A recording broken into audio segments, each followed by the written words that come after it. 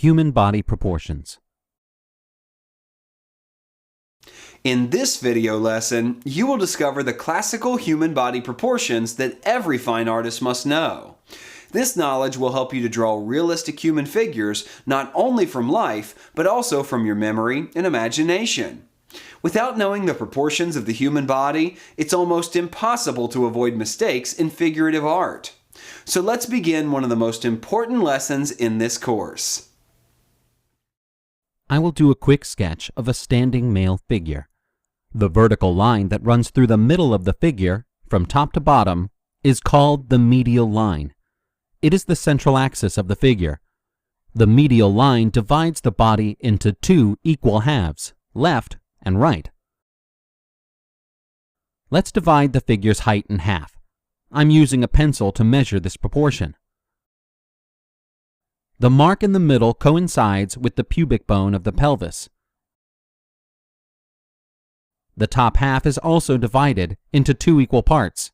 Once again, I'm using a pencil to indicate the division. This line marks the location of chest and goes through nipples of a male chest. The top quarter of a figure's height is also halved. The smallest division is 1/8 of the body. This is the size of a head. As you can see, it would fit 8 times in the total figure height. Not every adult person has 1:8 head-to-body ratio. On average, this ratio is between 1:6.5 and 1:8.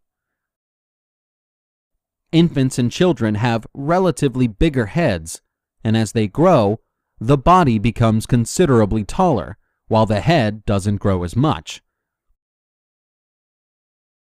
At the base of the neck there is a notch, which is called the suprasternal notch. It is located just above the breastbone. The Latin name suprasternal comes from two words, supra, above, and sternum, breastbone. This notch is a good indicator of where the line of the collarbone should lie.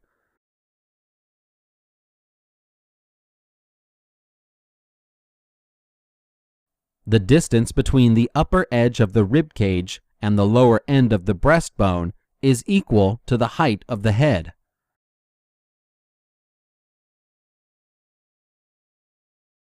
The upper arm bone is called the humerus. It runs from the shoulder to the elbow.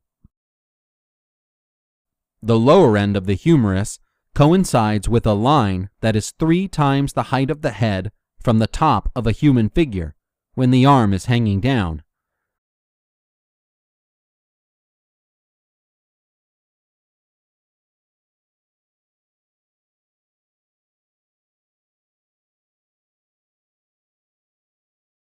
The wrist's position is on the same level as the pubic bone, halfway up the body.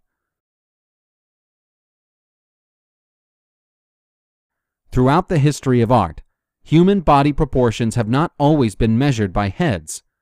Some canons were based on the length of one's feet, thus creating the imperial measurement system. Hands, arms, fingers were also used as a measuring units.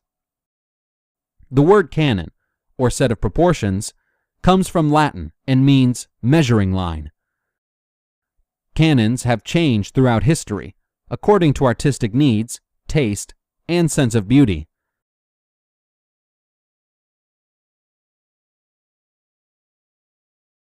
In ancient Egypt, artists used feet as a measuring unit, while the head fit into the body 8 times. Early Greek art had a 7.5 head canon, while later classical Greek art shifted to 8 heads, making legs longer to create an athletic body structure. In the Renaissance, artists rediscovered the classical canons and developed their own. Old masters like Vitruvius, Leonardo da Vinci, Albrecht Dürer, and many others were fascinated by the human body and studied its proportions with a great thirst for knowledge. Let's come back to the drawing. Here is a male figure in profile. It has been drawn in the same 8-head canon as the previous one.